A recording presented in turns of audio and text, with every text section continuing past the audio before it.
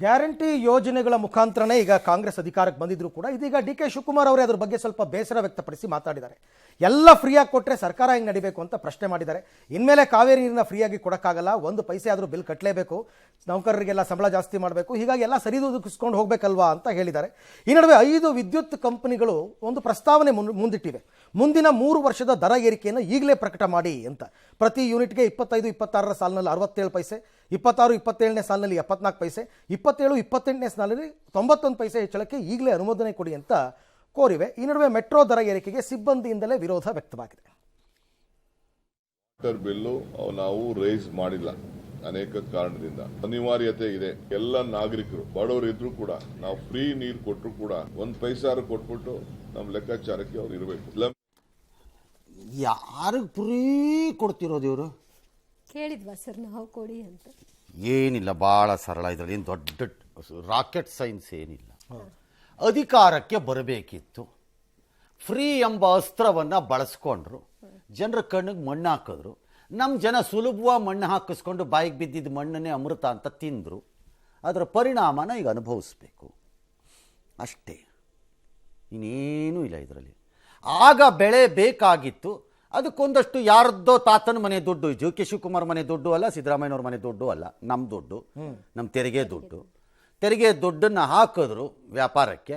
ವ್ಯಾಪಾರ ಆದ ತಕ್ಷಣ ಬೆಳೆ ಕತ್ತರಿಸ್ಕೊಂಡ್ರು, ಇವರು ಅಧಿಕಾರಕ್ಕೆ ಬಂದರು. 4 ವರ್ಷ ಕಳೀಲಿ, ಇದೇ ಥರದ ಬೇರೆ ರೂಪದ ಜನಕ್ಕೆ ಸಾಮಾಜಿಕವಾಗಿ ಬಲಪಡಿಸಲಿಕ್ಕೆ ನಾವು ಕೊಡ್ತೀವಿ ಅಂತ ಹೊಸ ತಗೊಂಡು ಬರ್ತಾರೆ. ಮತ್ತೆ 5 ವರ್ಷ ಅಧಿಕಾರಕ್ಕೆ ಬಂದರೆ ಆಮೇಲೆ ಅವ್ರ ಬೆಳೆ ಅವ್ರು ವರ್ಷ ತೆಕ್ಕತ್ತಿರ್ತಾರೆ. ಇಷ್ಟೇ ಕತೆ ಅವ್ರ ಬೆಳೆನ. ಆಮೇಲೆ ನಮ್ಮ ಮೇಲೆ ಎತ್ತಾಕ್ಬಿಟ್ಟು ನಮ್ಮ ಮೇಲೇನೆ ಕಾಸು ವಸೂಲಿ ಮಾಡ್ಕೊಂಡು ಹೋಗ್ತಾರೆ. ಅಷ್ಟೇ ಇವ್ರ ಕೆಲಸ, ಇನ್ಕ್ಲೂಡಿಂಗ್ ಡಿ.ಕೆ. ಶಿವಕುಮಾರ್. ಅಡ್ಜಸ್ಟ್ಮೆಂಟ್ ಅಲ್ಲಿ ನಡೀತಾ ಇದೆ. ರಾಜ್ಯ ಸರ್ಕಾರ ಮೂರ್ಖತನದ ಸರ್ಕಾರ ಇದು. ಮಾಡೋದೆಲ್ಲ ಮಾಡಿಬಿಟ್ರು ಕಚಡ ಕೆಲಸನ, ಈಗ ಬಂದು ಭಾಷಣ ಬಿಗಿತಾರೆ. ನೀವು ಆ ಗ್ಯಾರಂಟಿಗಳನ್ನ ಕೊಡೋದು ಸರಿ, ಕೊಡೋವಾಗಲೇ ಕರೆಕ್ಟಾಗಿ ಕೊಟ್ಟಿದ್ದಿದ್ದರೆ ಈ ಪರಿಪ್ರಮಾಣದ ಹೊಡ್ತಾ ಇರ್ತಿರ್ಲಿಲ್ಲ. ಅವತ್ತು ಓಟ್ ಬೇಕಿತ್ತಲ್ಲ. ಹೌದು, ಕಡೆ ಕಡೆ ಕಡೆ ಸಾಮಾಜಿಕವಾಗಿ ನಾವು ಸಬಲೀಕರಣ ಮಾಡುತ್ತಿದ್ದೇವೆ. ಬೋರ್ಡು, ಅಯ್ಯ ನಿಮ್ಮ ಬೋರ್ಡ್ಗೆ ಎಷ್ಟು ಬಡವರಾಗಿರ್ಬೇಕಾ ಅಂತ, ಬಡವರಾಗಿರ್ಬೇಕೋ ಅಂತ ಬೋರ್ಡು ನಿಮ್ಮದು. ಅಂಥದ್ರಲ್ಲಿ ಮಾಡಿದ್ದಿದ್ರೆ 60,000 ಕೋಟಿ ಬೀಳ್ತಿರ್ಲಿಲ್ಲ ಹೊರೆ. 60,000 ಕೋಟಿ ಹೊರೆ ಬೀಳದೆ ಇದ್ದಿದ್ರೆ ಏನಾಗ್ತಿತ್ತು? ವಾಟರ್ ಕಾಸ್ಟ್ ಜಾಸ್ತಿ ಮಾಡಬೇಡಿ ಅಂತ ನಾನು ಹೇಳಿಲ್ಲ. 8 ವರ್ಷ 10 ವರ್ಷ ಎಲ್ಲ ಆದಾಗ ಮಾಡಬೇಕಾಗತ್ತೆ. 10 ರೂಪಾಯಿ ಮಾಡೋದನ್ನ 6 ರೂಪಾಯಿ ಮಾಡ್ಬೋದಿತ್ತಾ? ಹೌದು, because you are able to counter finance it. ಆ ಶಕ್ತಿ ಇರ್ತಿತ್ತು. ಅಲ್ಲಿ ಕಳ್ಕೊಂಬಿಟ್ರು, ಅದು ಓಟು, ಅದನ್ನು ಮಾತ್ರ. ಅದೆಲ್ಲ ಸರಿ ಇದೆ. ಇಲ್ಲಿ ನಮ್ಮ ತಾತನ ಮನೆಯಿಂದ ತಂದು ಕೊಡ್ತೀವಿ ದುಡ್ಡನ್ನು ನಿಮಗೆ, ಹೋಗ್ಲಪ್ಪ.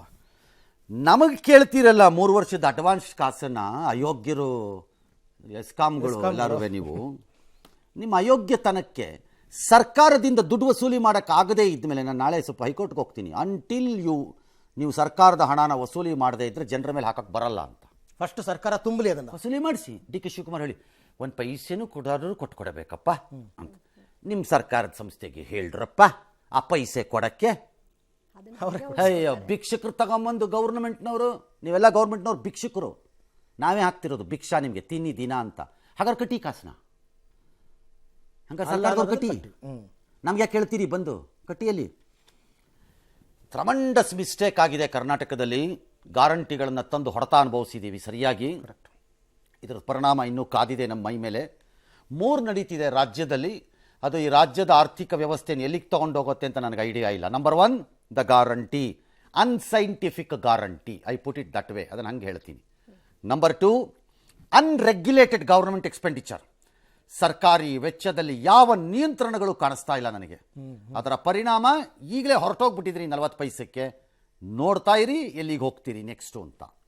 3ನೇದು ನಿಮ್ಮ ದುರದೃಷ್ಟದ ಅತಿ ದುರಾಸೆಯ ಭ್ರಷ್ಟತೆ. ಇದರ ಪರಿಣಾಮ ಕರ್ನಾಟಕ ಅನುಭವಿಸುತ್ತೆ. ನಿಧಾನವಾಗಿ ಹೇಗೆ ಅದು 5, 6, 4ನೇ 6ನೇ ರಾಜ್ಯ ಆಗತ್ತೆ ಅನ್ನೋದನ್ನು ನೋಡ್ತಾ ಇರಿ.